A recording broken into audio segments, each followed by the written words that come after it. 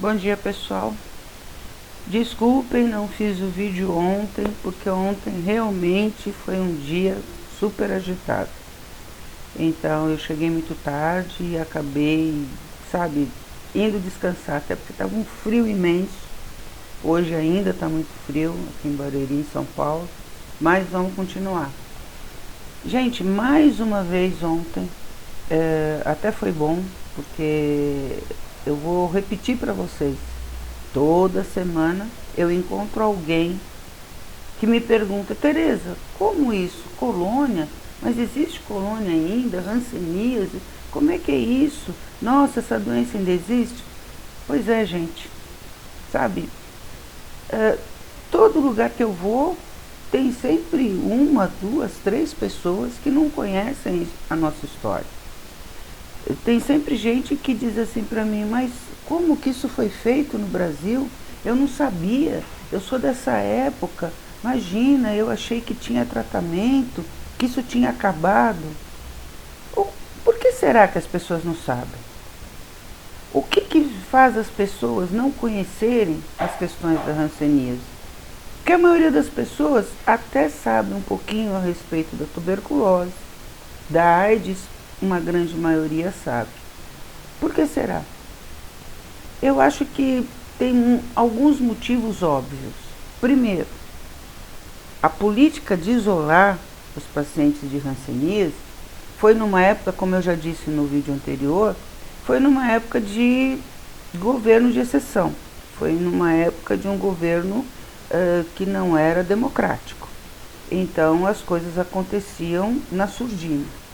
E de fato aconteciam, porque os pacientes, ou supostos pacientes, né, eles eram pegos por uma polícia sanitária e levados embora. O que a mídia pôde dizer na época, ela dizia de uma forma que até, sabe, diminuía as pessoas com hanseníase como cidadãos, né? Porque afinal das contas eram pessoas que não deveriam estar no meio dos sadios, vamos dizer. Aliás, o pessoal de Colônia usa até hoje, tem muitos filhos separados que usa esse termo de sadios. Então, se não conhecia o isolamento compulsório, se o governo de uma certa forma não deixava ninguém saber, né, o que acontecia? Vi filhos, então, que foram tirados, menos ainda.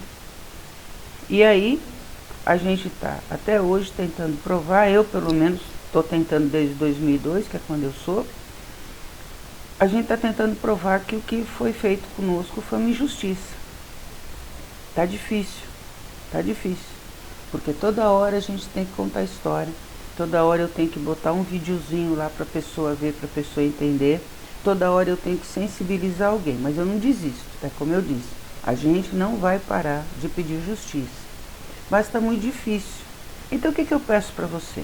Se inscreva no nosso canal, curta as nossas postagens, os nossos vídeos, que são feitos, sabe, com todo o amor do mundo, que são feitos com a intenção única e exclusiva da gente poder divulgar as questões da hanseníase para que isso não volte a acontecer.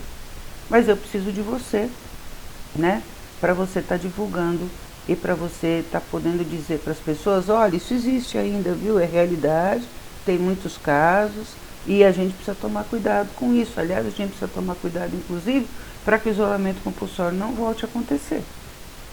Porque é muito fácil, é muito mais simples para o governo deixar a gente de lado, num lugar quietinho e esquecer o assunto, fica mais cômodo.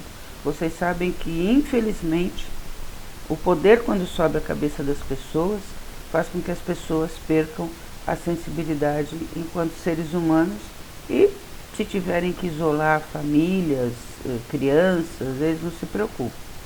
Vocês vejam que o problema de imigração nos Estados Unidos tem me deixado muito aflita, muito chateada com relação às crianças. Os pais vão com as crianças e, a partir do momento que eles são presos, as crianças ficam isoladas, né? É certo ou errado, não vou julgar, no meu país, sabe, a única coisa que eu posso dizer para vocês é que é triste. E o ser humano é assim, infelizmente. Então, Ontem, mais uma vez, eu tive que contar a história dos filhos separados e eu vou contar de novo para você que está vindo para o canal hoje e ainda não conhece. Olha só, entre os anos 20 e 80, por conta do crescimento dos casos de hanseníase, que não se sabia lidar com isso, não se sabia ao certo o que fazer, a gente importou um tal de isolamento compulsório que estava sendo feito na Europa, e na era Vargas foram construídas várias colônias e as pessoas que tinham a doença ou que eram suspeitas de ter eram levadas à força. Ontem até uma das pessoas para as quais eu estava contando, ela falou, isso parece carrocinha de cachorro. Pois é, infelizmente, da mesma forma. Essas pessoas foram levadas para colônias e lá não tinha tratamento e viveram cenas de horror, porque um cuidava do outro, né? Bom, mas o que aconteceu? Essas pessoas continuaram a ter filhos, essas pessoas inclusive tinham família fora, foram lá para dentro, acabaram formando outras famílias, enfim. A partir do momento que você desestruturou a família que existia aqui fora, lá dentro foi criada uma outra família. E as crianças foram nascendo. Eu nasci assim, né? Então, eu nasci dentro de uma colônia do Santo Ângelo, lá em Jundiapeba, Mogi das Cruzes, em 1956. Mas só soube da minha história em 2002, quando eu já tinha 47 anos. O que aconteceu com essas crianças? Foram para orfanatos, não ficaram com seus pais, não puderam ficar. Alguns ainda iam visitar, né? Mas era uma visita que parecia que você estava visitando alguém na cadeia.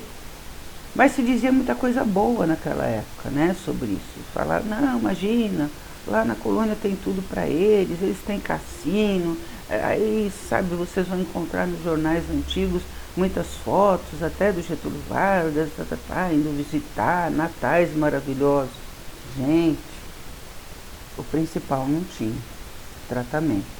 E quando as sulfonas surgiram e os tratamentos começaram, o estrago já estava feito para milhares de pessoas. Então eu faço parte desse grupo. É uma segunda geração daqueles que foram isolados.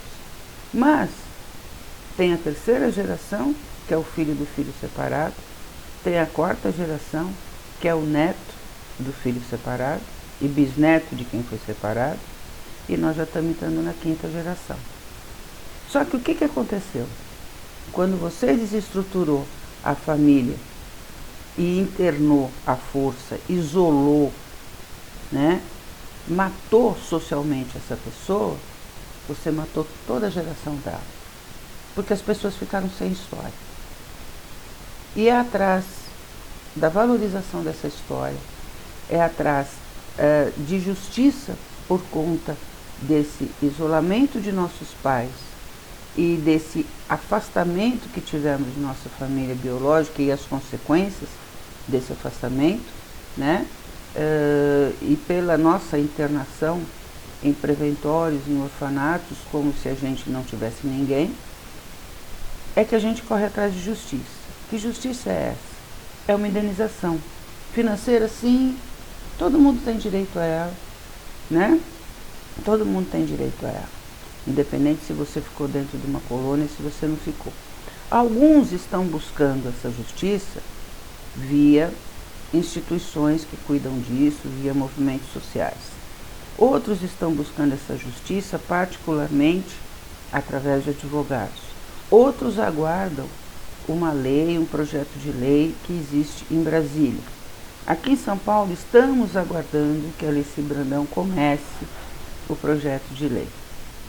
Então, a gente tem muita coisa ainda para fazer, que precisa continuar, mas que precisa do apoio de toda a sociedade. E é isso que eu estou pedindo para vocês. O apoio de toda a sociedade nas questões da hanseníase, mas para ter esse apoio, as pessoas precisam conhecer o que foi o isolamento compulsório, o que foi a separação dos filhos, como está a situação da hanseníase no Brasil hoje. Não está nada bem, né?